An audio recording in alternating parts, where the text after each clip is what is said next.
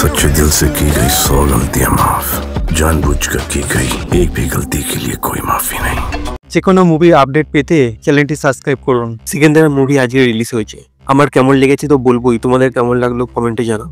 সত্যি বলতে লাস্ট কিছু বছর সালমান খানের যে কটা মুভি করেছে এই সিনেমা একটু বেটার হয়েছে। এই ছবি গল্পের আইডিয়াটা খুব ভালো ছিল এবং সালমান খানের ডায়লগ ডেলিভারও মাস মুভমেন্ট অ্যাকশন সিকুয়েন্স ওই জায়গাগুলো দারুণভাবেই পারফর্ম করেছে। নায়িকা রাশ্মিকা ও সালমান খানের কেমিস্ট্রি মোটামুটি ওয়ার্ক করেছে। এই সবগুলো হচ্ছে সিনেমার পজিটিভ, তার জন্য একবার সিনেমাটা হলেও বসে দেখা যায়। এই সিনেমার নেগেটিভ আমার অনেক কিছুই লেগেছে, যেমন সিনেমা এডিট ভালো হয়নি, প্রচুর ফাস্ট হয়েছে, আর সবচেয়ে আমার দেখা খারাপ লেগেছে সালমান খানের লুক এবং শরীরের ফিটনেস দিকে ঠিক মতো নজর দেয় না। এইসব যখন দেখছি সিনেমাটা স্ক্রিন প্লেতে সমস্যা দেখাচ্ছে। সিনেমাটার সেকেন্ড হাফে পুরো ফ্ল্যাট দেখতে লাগলো ভিলেন গুলো, সেরকম ভয়ঙ্কর শক্তিশালী হবে যেন মনে হলো কার্টুন। সব মিলিয়ে এটাই বলবো এই সিনেমাটা আমার কাছে অ্যাভারেজ লেগেছে। তোমাদের কেমন লাগলো কমেন্টে জানাও। এরকম ইন্টারেস্টিং ভিডিও পেতে আমার চ্যানেলটা সাবস্ক্রাইব করে রাখুন।